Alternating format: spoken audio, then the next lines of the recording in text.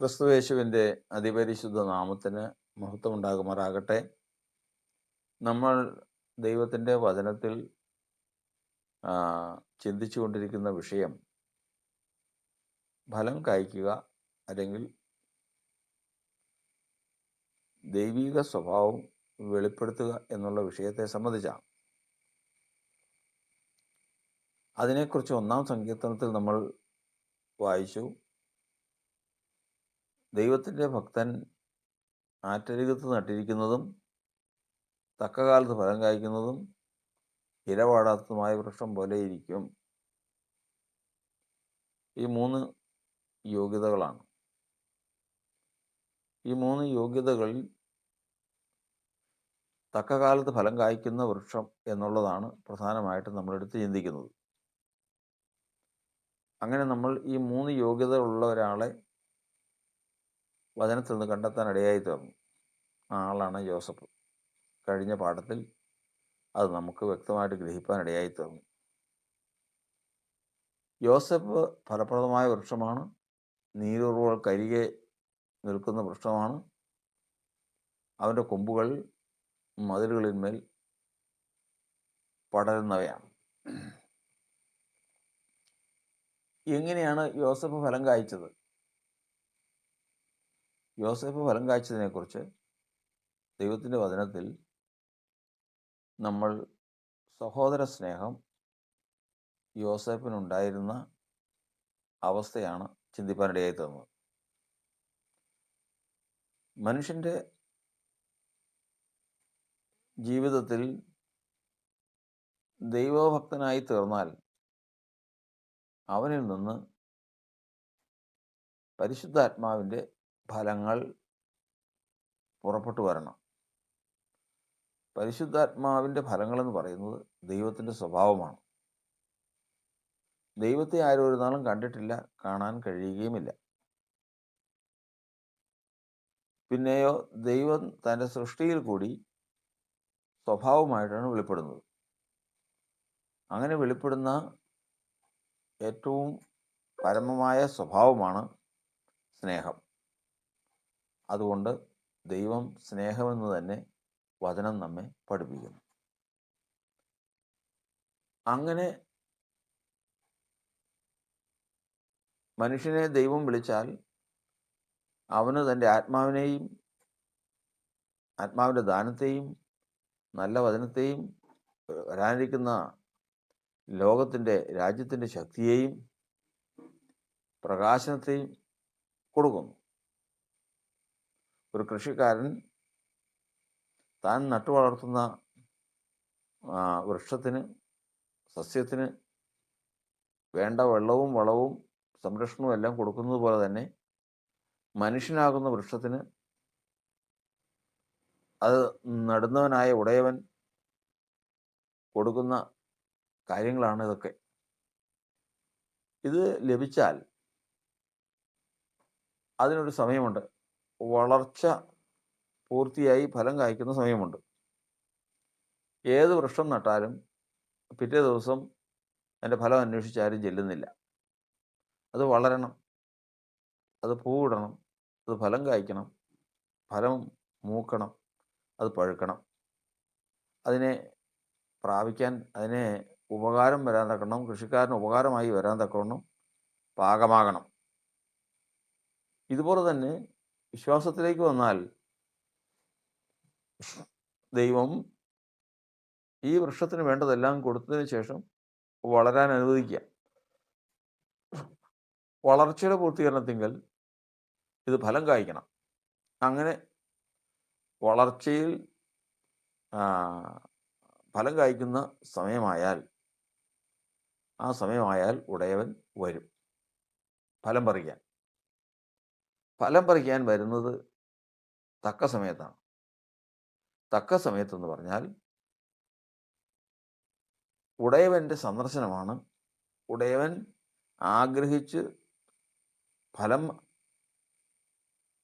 ആഗ്രഹിച്ച് വിശന്ന് വരുന്ന സന്ദർഭമാണ് തക്ക സമയം. അപ്പം തക്ക സമയം എന്ന് പറയുമ്പോൾ വൃക്ഷത്തിനൊരു സമയമുണ്ട്, ചെല്ലുന്ന ദൈവത്തിനൊരു സമയമുണ്ട്.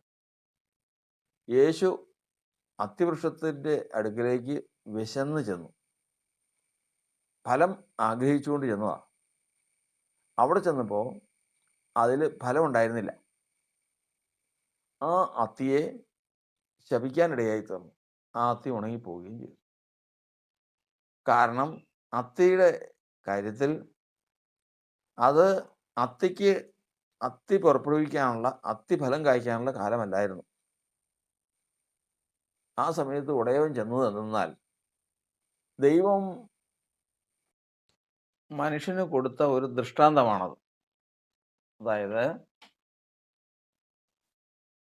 ഏത് മനുഷ്യനും അവൻ്റേതായ സാഹചര്യത്തിൽ അവൻ മറ്റുള്ളവരോട് പ്രവർത്തിക്കുന്ന പ്രവൃത്തിയും പെരുമാറുന്ന പെരുമാറ്റവും ചിന്തിക്കുന്ന ചിന്തയും ഭാവങ്ങളും എല്ലാം ദൈവം അറിയുന്നു. എന്നാൽ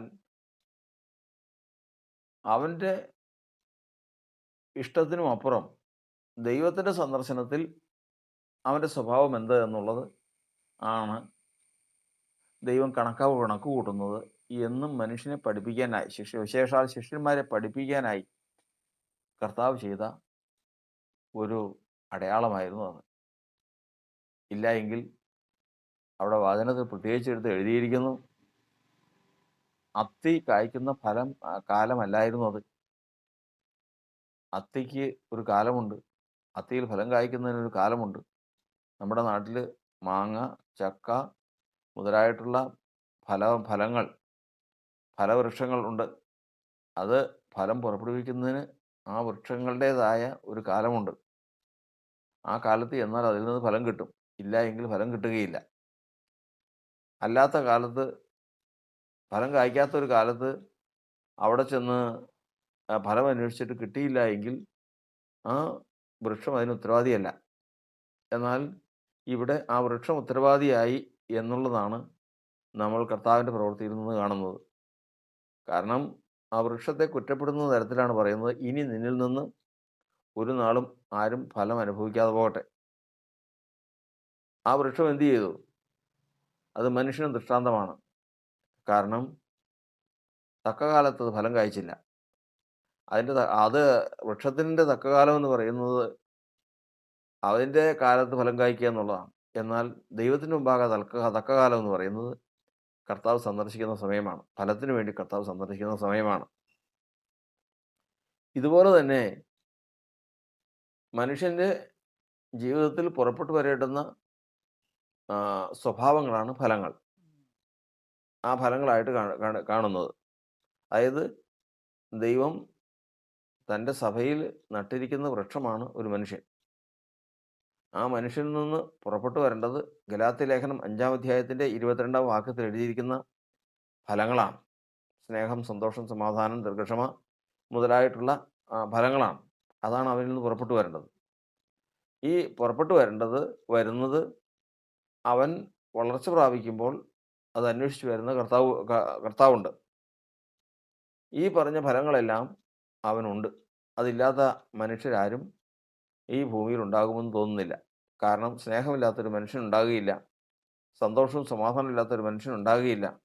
എല്ലാവർക്കും ഈ കാര്യങ്ങളെല്ലാം ഉണ്ട്. എന്നാൽ അത് അവരുടെ കാലത്തെ അത് ഫലം കായ്ക്കൂ.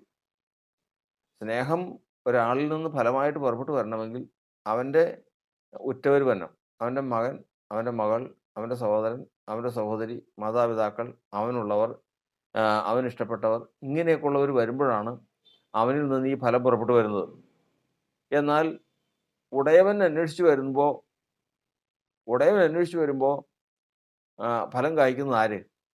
അവനാണ് അനുഗ്രഹിക്കപ്പെടുന്നത്. അല്ലാത്തവരൊക്കെ ഈ ശാപത്തിന് കീഴിലാണ്. ഈ ഉടയവൻ എപ്പോഴാണ് ഈ ഫലം അന്വേഷിച്ച് വരുന്നത്?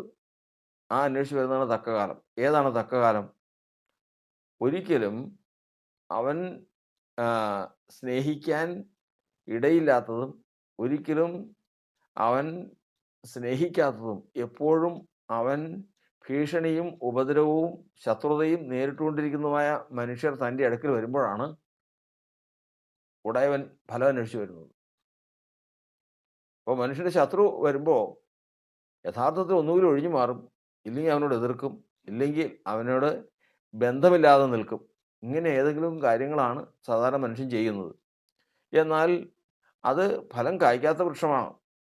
ഫലം കായ്ക്കുന്ന വൃക്ഷമാണെങ്കിൽ ശത്രു വരുമ്പോൾ അവനിൽ നിന്ന് ശത്രുവിനെ സ്നേഹിക്കുക, ഉപദ്രവിക്കുന്നവർക്ക് വേണ്ടി പ്രാർത്ഥിക്കുക, ദ്രോഹിക്കുന്നവരെ സ്നേഹിക്കുക, ആഹ്, അന്യനെ സ്നേഹിക്കുക എന്നിങ്ങനെ ദൈവത്തിൻ്റെ വചനത്തിൽ ഫലമായിത്തീരുന്ന അവൻ്റെ സ്നേഹമുണ്ട്, അവൻ്റെ സ്വഭാവങ്ങളുണ്ട്. അത് പുറപ്പെട്ടു വന്നാൽ മാത്രമേ ആ സമയത്ത് ഫലം പുറപ്പെട്ടു വന്നു കഴിഞ്ഞാൽ ഉടയവൻ അത് സമ്മതിച്ചു, ഇത് ഫലം കായ്ക്കുന്ന വൃക്ഷമെന്ന് പറയും. അതിന് ഉദാഹരണമാണ് കഴിഞ്ഞ പാഠത്തിൽ നമ്മൾ ചിന്തിക്കാൻ ഇടയായി തീർന്നത്. യോസേഫിൻ്റെ അടുക്കൽ യോസേഫിന് തൻ്റെ മക്കൾ 2 പേരുണ്ട്. എഫ്രയീമുണ്ട്, മനശ്ശെയുണ്ട്. യോസേഫ് അപ്പനെ സ്നേഹിക്കുന്നുണ്ട്, യോസേഫ് അമ്മയെ സ്നേഹിക്കുന്നുണ്ട്, യോസേഫ് സഹോദരൻ എല്ലാ സ്നേഹവുമുണ്ട്. പക്ഷേ ഇവിടെ അതല്ല വിഷയം.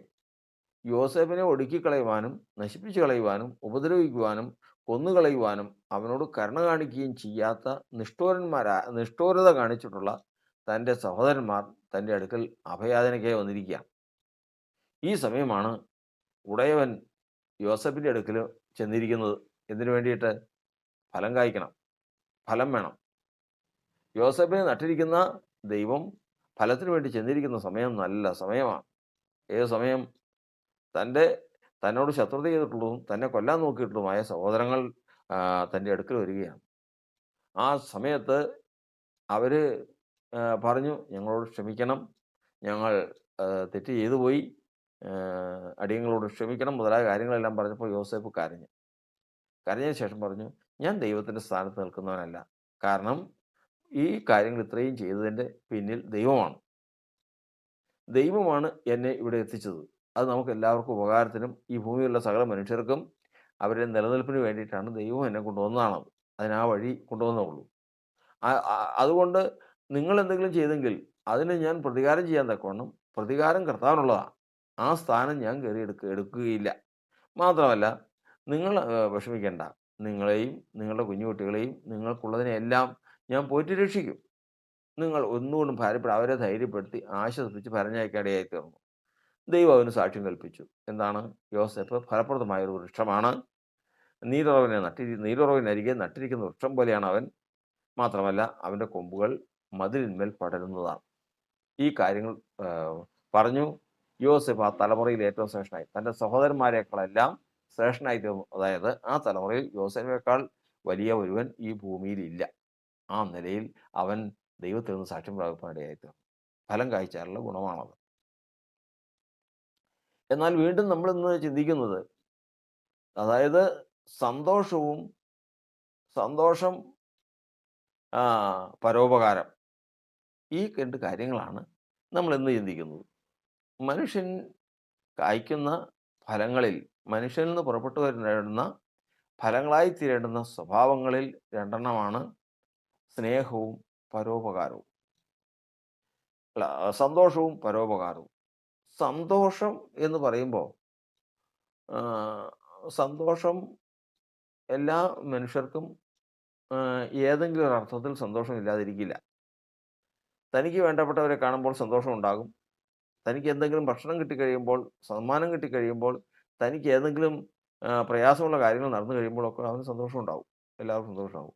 ഈ സന്തോഷം മനുഷ്യനിൽ നിന്ന് ഫലമായിട്ട് പുറപ്പെടുന്ന ഒരു വൃക്ഷത്തിൽ നിന്ന് ഫലം പുറപ്പെട്ടു വരുന്നത് പോലെ മനുഷ്യനിൽ നിന്ന് ഇത് ഫലമായിട്ട് പുറപ്പെട്ടു വരേണ്ട സമയമുണ്ട്. അതായത് ഉടയവൻ ഇത് അന്വേഷിച്ച് വരുന്ന സമയം. ഈ അന്വേഷിച്ച് വരുന്ന സമയമാണ് ഇവനിൽ നിന്ന് ഫലം കായ്ക്കേണ്ടത്. എപ്പോഴാണ് അന്വേഷിച്ച് വരുന്നത്? തൻ്റെ മക്കളെ കാണുമ്പോൾ മനുഷ്യന് സന്തോഷം ഉണ്ടാകുമ്പോൾ ദൈവം ഫലം അന്വേഷിച്ച് വരുന്നില്ല. തനിക്ക് എന്തെങ്കിലും നന്മ വരുമ്പോൾ, താൻ സന്തോഷിച്ചു കഴിയുമ്പോൾ, അതെ അവൻ ഫലം കായ്ക്കുന്നല്ലോ എന്ന് ദൈവം പറയില്ല. താൻ ഏതെങ്കിലും കാര്യത്തിൽ ജയിച്ചു കഴിയുമ്പോൾ ഭയങ്കര സന്തോഷമുണ്ടായി, ആ സന്തോഷം ഫലമായിട്ട് ദൈവം കണക്കുകൂട്ടുന്നില്ല, സമ്മതിക്കില്ല. കാരണം ഇതൊക്കെ എല്ലാവരും ചെയ്യുന്നതാണ്. അത് ഫലമായിട്ട് ദൈവം അംഗീകരിക്കില്ല. അവൻ ഫലമായിട്ട് സന്തോഷം അല്ലെങ്കിൽ പരോപകാരം ഫലമായിട്ട് ദൈവം അംഗീകരിക്കണമെങ്കിൽ തക്ക സമയത്ത് ഇത് 2 വേണം. ഏതൊക്കെ വേണം? സന്തോഷവും വേണം, പരോപകാരം വേണം. ഏതാ ഈ തക്ക സമയം? അതിനെക്കുറിച്ചാണ് 2 കൊരിന്ത്യർ ലേഖനം 8-ാം അധ്യായത്തിൽ ഇപ്രകാരം എഴുതിയിരിക്കുന്നത്. അവിടെ എഴുതിയിരിക്കുന്നത് ഇപ്രകാരമാണ്: സഹോദരന്മാരെ, മക്കെദോന്യ സഭകൾക്ക് ലഭിച്ച ദൈവകൃപ ഞങ്ങൾ നിങ്ങളോട് അറിയിക്കുന്നു.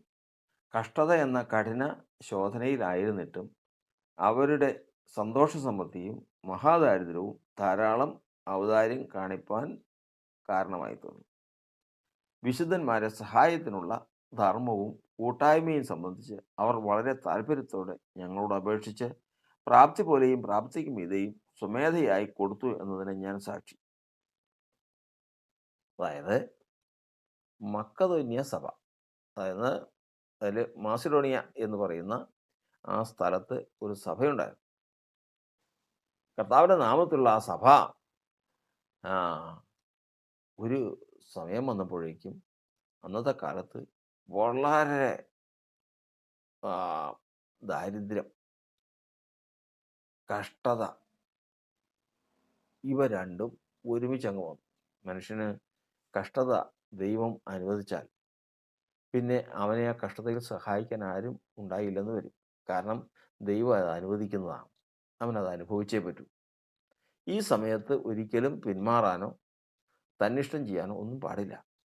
അതൊക്കെയും ദൈവം പ്രവർത്തിക്കുന്നതാണ്. ദൈവം പ്രവൃത്തി വെളിപ്പെടാൻ വേണ്ടി ചെയ്യുന്ന കാര്യങ്ങളാണ്.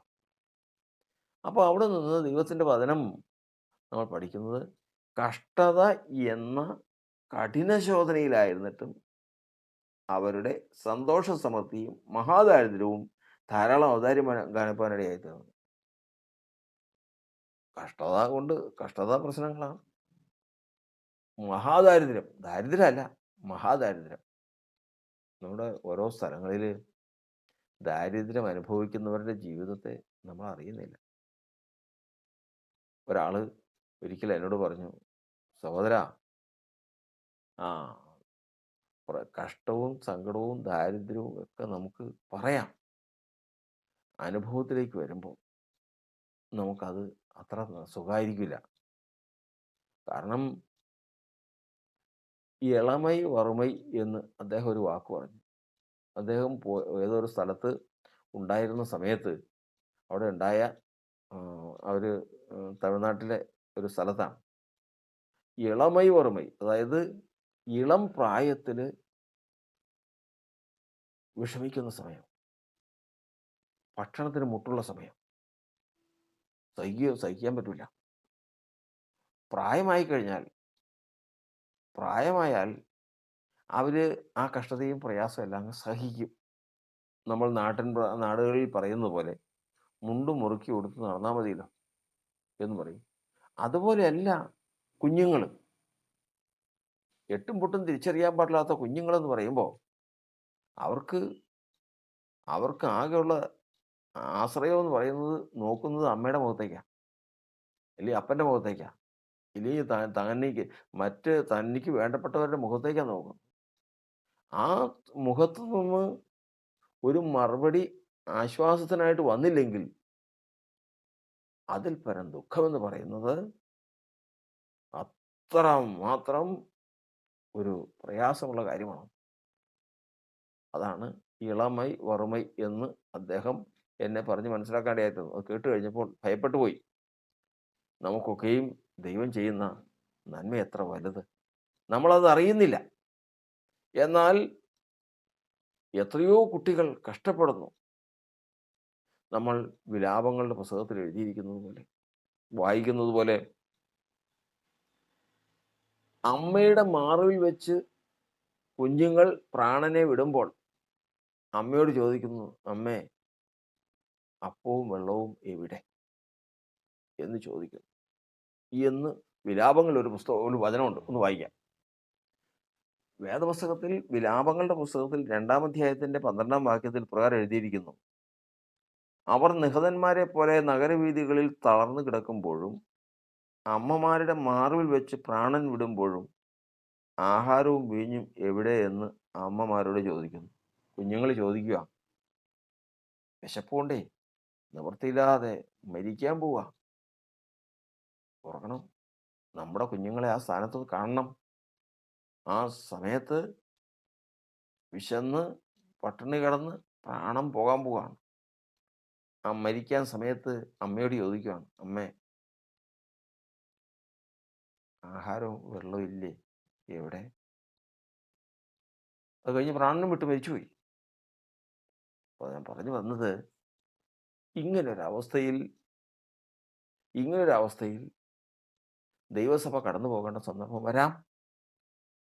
പക്ഷെ ഒരു കാര്യമുണ്ട്, അപ്പം തന്നെ യഹോവേൻ്റെ ഇടയനാവുന്ന എനിക്ക് മുട്ടുണ്ടാകുകയില്ല. കഷ്ടതയും ദാരിദ്ര്യവും മഹാദാരിദ്ര്യവും എല്ലാം ഉണ്ടായാലും മുട്ടിപ്പോവില്ല.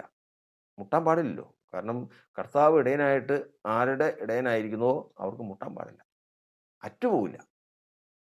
അറ്റുപോകണമെങ്കിൽ കർത്താവ് ഇടയൻ്റെ സ്ഥാനത്ത് നിന്ന് കർത്താവ് മാറണം.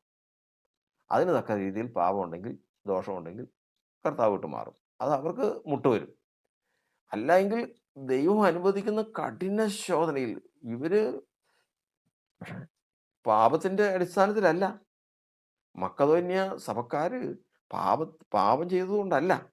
അവരെ ദൈവം കഠിന ശോധനയിൽ കൂടി കടത്തിവിടുക. അതിന് വേണ്ടിയിട്ട് മഹാദാരിദ്ര്യം കൊടുത്തേക്കുക. ഈ മഹാദാരിദ്ര്യത്തിൽ എന്ത് ചെയ്യുന്നറിയാമോ? പ്രശ്നം എന്ന് വെച്ച് കഴിഞ്ഞാൽ അവരുടെ സന്തോഷ സമൃദ്ധി. അത്രയും ദാരിദ്ര്യമാണ്, മുഖത്തൊന്നും സന്തോഷം പോയിട്ടില്ല. ഓർക്കണം, മുഖത്തും സന്തോഷം പോലെ ഒരു നേരം, അതായത് നമ്മൾ ജാതികളുടെ ഇടയിലേക്ക് നോക്കിക്കഴിഞ്ഞാൽ ഒരു നേരം ഭക്ഷണം കഴിച്ചില്ലെങ്കിൽ, അല്ലെങ്കിൽ ഒരു നേരത്തേക്ക് മുട്ട് വന്നാൽ, ഒന്നും വേണ്ട, 3 നേരം ഭക്ഷണമുണ്ട്, ഒരു ചായക്ക് മുട്ട് വന്നാൽ അവരുടെ മുഖം കണ്ടാൽ അറിയാം. അപ്പം പോകും, സന്തോഷമെല്ലാം പോകും, അപ്പം പോകും. കാരണം അത് അങ്ങനെയാണ്, അത് ജാതികളാണ്. എന്നാൽ ഇവിടെ വചനം പറയുക, ദൈവം നട്ട് വളർത്തി കൊണ്ടുവന്ന ഈ വൃക്ഷങ്ങൾ, മക്കെദോന്യ സഭയിൽ വളർത്തിക്കൊണ്ടുവന്ന ഈ വൃക്ഷങ്ങൾ, ഈ വൃക്ഷങ്ങൾ അവര്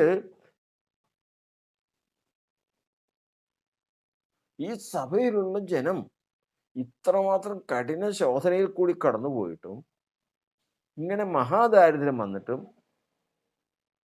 അവരുടെ മുഖത്ത് നോക്കിക്കഴിഞ്ഞാൽ സന്തോഷ സമൃദ്ധിയാണ്. വചനത്തിൽ നമ്മൾ പഠിക്കുന്ന പോലെ ഒന്നും ഇല്ലാത്തവരെന്നിട്ടും എല്ലാം ഉള്ളവരെ പോലെ. 2 കൊരിന്ത്യർ ലേഖനം 6-ാം അധ്യായത്തിൻ്റെ 10-ാം വാക്യത്തിൽ എഴുതിയിരിക്കുകയാണ്, ദുഃഖിതരെങ്കിലും എപ്പോഴും സന്തോഷിക്കുന്നവർ, ദരിദ്രരെങ്കിലും പലരെയും സമ്പന്നരാക്കുന്നവർ, ഒന്നുമില്ലാത്തവരെങ്കിലും എല്ലാം കൈവശമുള്ളവരായി തന്നെ. ദൈവജനത്തിൻ്റെ കാര്യം പറയാം. ദൈവത്തിൻ്റെ ജനത്തിന് ദുഃഖിക്കാനുള്ള കാരണങ്ങൾ പറഞ്ഞാൽ ധാരാളം കാര്യങ്ങളാണ്. ദുഃഖിതരാണ്. കാരണം ഈ പറഞ്ഞതുപോലെ അവർ ശോധനയിൽ കൂടി കടന്നു പോവുക. ഇങ്ങനെ ശോധനയിൽ കൂടി കടന്നു പോകുമ്പോൾ അവർക്ക് ദുഃഖമുണ്ട്. യഥാർത്ഥത്തിൽ അവർക്ക് ദുഃഖമുണ്ട്. പക്ഷേ എപ്പോഴും സന്തോഷിക്കുന്നവർ, സന്തോഷ സമൃദ്ധിയാണ്. ആ ദൈവം വന്നിരിക്കുകയാണ്. എന്താണെന്നറിയാമോ? ദൈവം മക്കെദോന്യ സഭയിൽ നട്ട വൃക്ഷങ്ങൾ, മനുഷ്യരാകുന്ന വൃക്ഷങ്ങൾ, അത് ഫലം കായ്ക്കുന്നുണ്ടോ, അതിൽ ഫലമുണ്ടോ എന്ന് അന്വേഷിച്ചറിയാനായിട്ട് വരികയാണ്. സമ്പന്നതയുടെ കാലത്തല്ല,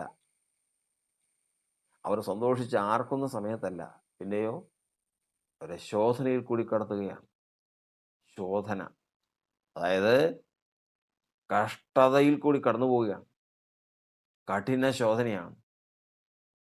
അങ്ങനെ കർത്താവ് മക്കെദോന്യ സഭയിൽ വന്നു കഴിഞ്ഞപ്പോൾ ഒരാളുടെ മുഖത്ത് പോലും ദുഃഖമില്ല, സന്തോഷ സമൃദ്ധിയാണ്. എന്നാൽ അവരുടെ ഹൃദയത്തിൽ ദുഃഖമുണ്ട്. കാരണം പല വിഷയങ്ങളാലും ശോധനയാലും കഷ്ടത അവർക്കുണ്ട്. പക്ഷെ അവരുടെ സന്തോഷം മാഞ്ഞു പോയിട്ടില്ല, സന്തോഷം നഷ്ടപ്പെട്ടു പോയിട്ടില്ല. അതാണ് ദൈവത്തിൻ്റെ ജനത്തിൻ്റെ പ്രത്യേകത. ദൈവജനത്തിൻ്റെ പ്രത്യേകത എന്ന് പറയുമ്പോൾ ദാവീദ് പറഞ്ഞു, കർത്താവെ, രക്ഷയുടെ സന്തോഷം എനിക്ക് തിരികെ തരണം. ദാവീദ് രാജാവാണ്, സമ്പന്നനാണ്, എല്ലാം ഉണ്ട്. പക്ഷേ രക്ഷയുടെ സന്തോഷമില്ല. കാരണം ഒരു പാപം ചെയ്തതുകൊണ്ടാണ് ആ സന്തോഷം നഷ്ടപ്പെട്ടത്. അപ്പോൾ പാപം ചെയ്യാത്ത അല്ലെങ്കിൽ ദൈവത്തിൻ്റെ സന്നിധിയിൽ വിശ്വസ്തയോടെ പോകുന്ന ഒരു മനുഷ്യനെ സംബന്ധിച്ചിടത്തോളം അവൻ ഒരിക്കലും അവൻ്റെ സന്തോഷം അറ്റുപോകില്ല. ആ എന്നാൽ ഇവിടെ എത്ര ദുഃഖമുണ്ടെങ്കിലും ഇവരുടെ സന്തോഷമായി തന്നെ നിൽക്കുക, സന്തോഷ സമൃദ്ധിയും. അതുപോലെ തന്നെ ആ സന്തോഷ സമൃദ്ധിയും മഹാദാരിദ്ര്യവും നമ്മൾ ആദ്യം പറഞ്ഞില്ലേ, അതുപോലെ ദാരിദ്ര്യത്തിലല്ല, മഹാദാരിദ്ര്യത്തിലാണ്. ആ ദാരിദ്ര്യവും ധാരാളം ഔദാര്യം കാണിപ്പാനിടയായിട്ട് ഇന്നും ഇന്നും നമ്മളിപ്പോൾ വായിച്ചതുപോലെ, കൊരിന്ത്യർ ലേഖനത്തിൽ വായിച്ചതുപോലെ, ദുഃഖിതരെങ്കിലും എപ്പോഴും സന്തോഷിക്കുന്നവർ, ദുഃഖിതരെങ്കിലും എപ്പോഴും സന്തോഷിക്കുന്നവർ, ദരിദ്രരെങ്കിലും പലരെയും സമ്പന്നരാക്കുന്നവർ. ഒന്നുമില്ല, മഹാദാരിദ്ര്യം ഒന്നുമില്ല. പക്ഷേ അവരുടെ അടുത്ത് ചെന്ന് ഞങ്ങൾക്ക് ഇന്ന് തിന്നാനും കുടിക്കാനും ഒന്നും ഇല്ലെന്ന് പറഞ്ഞാൽ ഉണ്ട്, അവിടെ ഉണ്ട്, അവർ കൊടുക്കും. അവർക്ക് മഹാദാരിദ്ര്യമാണോ കഷ്ടതയാണോ എന്നുള്ളതല്ല, അവർ കൊടുക്കും. കാരണം ഫലം കായ്ക്കുന്ന വൃക്ഷങ്ങളാണ്. ദൈവം മക്കതോന്യ സഭയിൽ ചെന്നിരിക്കുക. അതാണ് ദൈവത്തിൻ്റെ വചനം പറയുന്നത്. മക്കതോന്യ സഭയ്ക്ക് ലഭിച്ച കൃപ നിങ്ങൾ അറിയുന്നുവല്ലോ. ഈ സമയത്തും അവര് ഒന്നുമില്ലാത്തവരെങ്കിലും ദരിദ്രരെങ്കിലും പലരെയും സമ്പന്നരാക്കുന്നവർ. അപ്പോഴും അവർക്ക് മറ്റുള്ളവരെ സഹായിക്കാൻ ഒരു മടിയുമില്ല. അപ്പോൾ അവർക്ക് രണ്ട് ഫലങ്ങൾ ദൈവം മക്കതോന്യ സഭയിൽ നിന്ന് അനുഭവിക്കാൻ ഇടവന്നു. ഏത് സമയത്താണ് വന്നതെന്ന് ഓർക്കണം. തക്ക സമയത്താണ്. തക്ക കാലത്ത് ഫലം കായ്ക്കുമെന്നുണ്ടോയെന്ന് അറിയാനാണ് വന്നു. തക്ക കാലം എന്ന് പറഞ്ഞു കഴിഞ്ഞാൽ ഈ മക്കതോന്യ സഭകൾക്ക് ഇഷ്ടംപോലെ പണവും സമ്പത്തും എല്ലാം ഉണ്ടായിരുന്നൊരു കാലമുണ്ട്. ആ സമയത്ത് ചെന്ന് കഴിഞ്ഞാൽ അവർ സഹായിക്കും. പക്ഷെ അതല്ല തക്ക കാലം. തക്ക കാലം എന്ന് പറയുന്നത് ഉടയവൻ സന്ദർശിക്കുന്ന കാലമാണ്. ആ സന്ദർശിക്കുന്ന സമയത്ത് ചെന്ന് കഴിഞ്ഞപ്പോൾ നോക്കിയപ്പോൾ കഷ്ടത എന്ന കഠിന ശോധനയിൽ കൂടി കടന്നു പോവുകയാണ്. മഹാദാരിദ്ര്യമാണ്. എന്നാൽ അവരുടെ സന്തോഷത്തിനും കുറവില്ല, മറ്റുള്ളവരെ സഹായിക്കാൻ പരോപകാരത്തിനും കുറവില്ല. ധാരാളം ഔദാര്യം കാണിപ്പാനിടയായി തോന്നുന്നു. അത് ഈ ഒന്നുമില്ലാത്തവർ, ഊട്ടുതുണിക്ക് മറുതുണിയില്ലെന്ന് പറയുന്ന ആ നിലയിലായിരിക്കുന്ന ആ ജനം ഇഷ്ടം പോലെ മറ്റുള്ളവരെ സഹായിക്കാനിടയായി. മറ്റുള്ളവർ ദൈവം ഉടയവൻ ആ ഫലം അനുഭവിച്ച് മക്കതോന്യ സഭ ഫലം കായ്ക്കുന്ന വൃക്ഷം എന്ന് സാക്ഷ്യപ്പെടുത്തി പോകാനിടയായി തീർന്നു. അതുകൊണ്ട് അപ്പോസ്തലന്മാർ പറയുകയാണ്, അപ്പോസ്തലന്മാർ പറഞ്ഞ വിശുദ്ധന്മാരുടെ സഹായത്തിനുള്ള ധർമ്മവും കൂട്ടായ്മയും സംബന്ധിച്ച് അവർ വളരെ താല്പര്യത്തോടെ ഞങ്ങളോട് അപേക്ഷിച്ചു. പ്രാപ്തി പോലെയും പ്രാപ്തിക്ക് മീതെയും സ്വമേധയായി കൊടുത്തു എന്നതിന് ഞാൻ സാക്ഷി. ഉള്ളതുപോലെയല്ല, പ്രാപ്തി പോലെയല്ല. അവന് എന്ത് കൊടുക്കാൻ നിനക്ക് പ്രാപ്തിയുണ്ട്? 2 രൂപ കൊടുക്കാൻ അവന് പ്രാപ്തിയുണ്ട്. പക്ഷേ അവൻ 3 രൂപ കൊടുത്തു. എങ്ങനെയാണ് കൊടുത്തു? പ്രാപ്തിക്ക് മീതെ കൊടുത്തു. ഫലം കായ്ച്ച വൃക്ഷങ്ങൾ. കർത്താവിന് സ്തോത്രം. തക്ക കാലത്ത് നമ്മുടെ പോക്കറ്റ് നിറച്ച് പണവും നമ്മുടെ കയ്യിൽ ഇഷ്ടംപോലെ ഭക്ഷണവും ഉള്ള സമയത്തല്ല. പിന്നെയോ തക്ക സമയം എന്ന് പറയുന്നത് കഷ്ടത എന്ന കഠിന ശോധനയിൽ സന്തോഷവും കുറഞ്ഞില്ല. മഹാദാരിദ്ര്യം, പരോപകാരം, മറ്റുള്ളവരെ സഹായിക്കുന്നതിൽ ഒരു കുറവും വന്നില്ല. ദൈവം സാക്ഷ്യം കൽപ്പിച്ചു. മക്കതോന്യ സഭയ്ക്ക് ദൈവം കൃപ കൊടുത്തു, സാക്ഷ്യം കൊടുത്തു. ഫലം കായ്ക്കുന്ന വൃക്ഷം. ദൈവത്തിൻ്റെ ജനം ഓർക്കേണ്ടത്, നമ്മുടെ കയ്യിൽ എല്ലാ സൗകര്യവും ഉള്ളപ്പോൾ നമുക്ക് മറ്റുള്ളവരെ സഹായിക്കാം, നമുക്ക് മറ്റുള്ളവരെ താങ്ങാം. അത് ശരിയാണ്. എന്നാൽ അതുകൊണ്ട് ദൈവം ഫലം കായ്ക്കുന്ന വൃക്ഷമെന്ന് സാക്ഷ്യം പറയില്ല. അതിന് സാക്ഷ്യം പറയണമെങ്കിൽ ദൈവത്തിൻ്റെ വചനം പറയുന്നത്, രണ്ടുള്ളവൻ ഒന്ന് കൊടുക്കുക, ചോദിക്കുന്ന ഏവനും കൊടുക്കുക.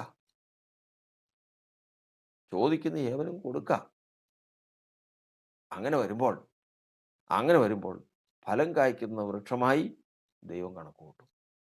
ആ കണക്ക് കൂട്ടൽ അവൻ്റെ നിത്യജീവനും എന്നേക്കും തലമുറയായിട്ടുള്ള മാനത്തിനും കാരണമായിത്തീരും.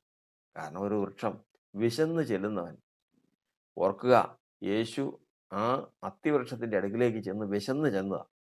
അവിടെ ഇപ്പോൾ ഒരു ഫലം ഉണ്ടായിരുന്നിരിക്കട്ടെ, അവിടെ ഫലം ഉണ്ടായിരുന്നു. ആ ഫലം പറിച്ചു തിന്ന് യേശു വിശപ്പ് മാറ്റി സന്തോഷം പ്രാപിച്ചു എന്നിരിക്കട്ടെ. എന്ത് സംഭവിക്കുമായിരുന്നു? എന്നും എന്നും ആ വൃക്ഷം അനുഗ്രഹിക്കപ്പെടുമായിരുന്നു, മാനിക്കപ്പെടുമായിരുന്നു. സ്വർഗം ദൂതന്മാർ ആ വൃക്ഷത്തെ എങ്ങനെ താങ്ങുമായിരുന്നു? ഇന്ന് ഇന്ന് ഗതസമന തോട്ടത്തിൽ ഉള്ള വൃക്ഷങ്ങൾ അറിയാമോ? ഒലിവ് വൃക്ഷം, ആ, അബ്രഹാം ദൂതന്മാരെ ശുശ്രൂഷിച്ച ഒലിവ് വൃക്ഷം അറിയാമോ? ഇയ്യോബ് ജീവിച്ച സ്ഥലത്തെ വൃക്ഷങ്ങൾ അറിയാമോ? ഇങ്ങനെ ഇങ്ങനെ ഇന്നും ഈ 4000-ൽ പരം വർഷങ്ങളായിട്ടും ഇന്നും ഇന്നും നശിച്ചു പോകാത്ത വൃക്ഷങ്ങൾ നിലനിൽക്കുകയാണ്. കാരണം കാരണം അവർ തക്ക കാലത്ത് ഫലം കായ്ച്ചതാണ്. തക്ക കാലത്ത് ഫലം കായ്ച്ചതാണ്. ഇതുപോലെയാണ് ഒരു മനുഷ്യൻ്റെ ജീവിതം. നമ്മൾ ഓർക്കും നമുക്ക് ഈ സമയത്ത് കഷ്ടമാണ്, ആകെപ്പാടെ വീട്ടിൽ നാഴി അരി ഇരിപ്പുണ്ട്, അതിൽ ഞാൻ ആർക്കൊക്കെ കൊടുക്കാനാണ്? പിള്ളേർ കിടന്നല്ലോ വിളിക്കുന്നത്. ഇതൊക്കെ പറയും. പക്ഷേ പക്ഷെ ദൈവം അത് അംഗീകരിച്ച് അത് ഫലമായിട്ട് കണക്കൂട്ടിക്കഴിഞ്ഞാൽ, കർത്താവിന്റെ ഏലിയാവിനെ സരഫാത്തിലെ വിധവയുടെ അടുക്കിലേക്ക് അയച്ചു. വിധവയുടെ അടുക്കൽ ചെന്ന് കഴിഞ്ഞപ്പോൾ, അവിടെ ചെന്നപ്പോൾ വിധവ വിറക് പെറുക്കിക്കൊണ്ടിരിക്കുക. അപ്പോൾ കർത്താവിന്റെ ഏലിയാവ് വിളിച്ചു പറഞ്ഞു, നീ എനിക്ക് ഒരു പാത്രം വെള്ളം കൊണ്ടുവരണം. നോക്കിയപ്പോൾ കർത്താവിന്റെ ദാസനാണ്. ഒരു പാത്രം വെള്ളം എടുക്കാൻ പോയി. പോകുമ്പോൾ പറഞ്ഞു, നീ പോകുമ്പോൾ വെള്ളം മാത്രമല്ല ഒരടയും കൂടി ഇങ്ങ് ഉണ്ടാക്കിക്കൊണ്ട് പറഞ്ഞു. അവള് തിരിഞ്ഞിട്ട് പറഞ്ഞു, അട ഉണ്ടാക്കുന്നത് ആകെ ഭരണിയിൽ ഒത്തിരി എണ്ണയുണ്ട്, കലത്തിൽ ശകലം മാവുമുണ്ട്. അതുകൊണ്ട് ഞങ്ങളൊരടയുണ്ടാക്കിയിട്ട് ഞാനും എൻ്റെ മോനും, വിധവയാ, ഒരു മകനേ ഉള്ളൂ, ആ മകനും കൂടി കഴിച്ച് ഇനി ഭക്ഷണം കിട്ടാനില്ല, ഞങ്ങൾ എന്നിട്ട് മരിക്കാൻ പോവാ. അപ്പോൾ നീ ഒരട ചോദിച്ചു. ആകെ ഒരടയ്ക്കുള്ള കാര്യമേ ഉള്ളൂ. അപ്പോൾ ഏലിയാവ് പറഞ്ഞു, ശരി, നീ ആദ്യം അതുകൊണ്ട് ഒരടയുണ്ടാക്കി എനിക്ക് കൊണ്ടുവന്നതാ.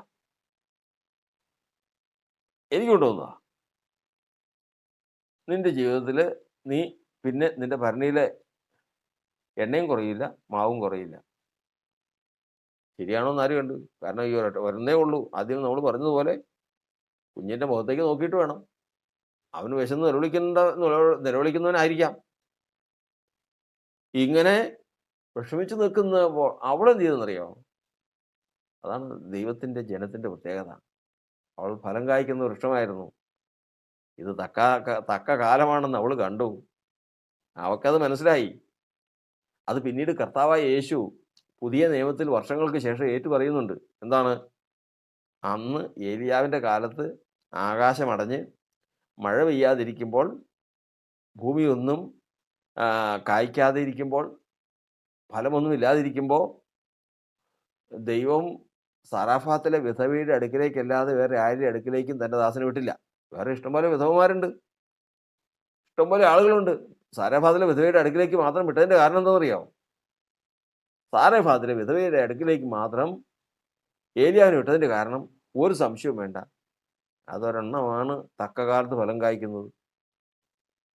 തക്ക കാലത്ത് ഫലം കായ്ക്കുന്നത് ഒരെണ്ണം അത് മാത്രമാണ്. അതുകൊണ്ടാണ് അങ്ങോട്ട് വിട്ടത്. അത് ദൈവം അറിയുന്നു, അത് യേശു എടുത്ത് പറയുന്നുണ്ട്. അപ്പോൾ ഇവള് ചെന്ന് മകനെ നോക്കിയില്ല, ആരെയും നോക്കിയില്ല. ഉള്ളത് കൊണ്ട് എണ്ണയെടുത്തു, മാവെടുത്തു, കുഴച്ചു, അടയുണ്ടാക്കി കൊണ്ടുവന്ന് വെള്ളവുമായിട്ട് കൊണ്ടുവന്ന് കർത്താവിൻ്റെ ദാസന് കൊടുത്തു. കർത്താവിൻ്റെ ദാസൻ അത് അട തിന്നു, വെള്ളവും കുടിച്ചു, സന്തോഷമായി. പക്ഷെ പിന്നെ നോക്കിയപ്പോൾ കലത്തിലെ മാവ് അങ്ങനെ തന്നെയുണ്ട്, ഭരണിയിലെ എണ്ണ പിന്നെ അങ്ങനെ തന്നെയുണ്ട്. വീണ്ടും എടുത്ത് ചുട്ടു. വീണ്ടും നോക്കിയപ്പോൾ അത് അങ്ങനെ തന്നെയുണ്ട്. ചുടൽ നടന്നുകൊണ്ടിരുന്നു. ആളുകൾ കൂടി. അവിടെ ഭക്ഷണം ഉണ്ടെന്നറിഞ്ഞു. ചർച്ചക്കാർ വന്നു. സ്നേഹിതർ വന്നു. വേണ്ടപ്പെട്ടവരെല്ലാവരും വന്നു. ആള് വീട്ടിൽ തടിച്ചുകൂടി. പക്ഷെ കലത്തിലെ മാവും ഭരണിയിലെ എണ്ണയും അതങ്ങനെ തന്നെ ഇട്ടിരിക്കുന്നു.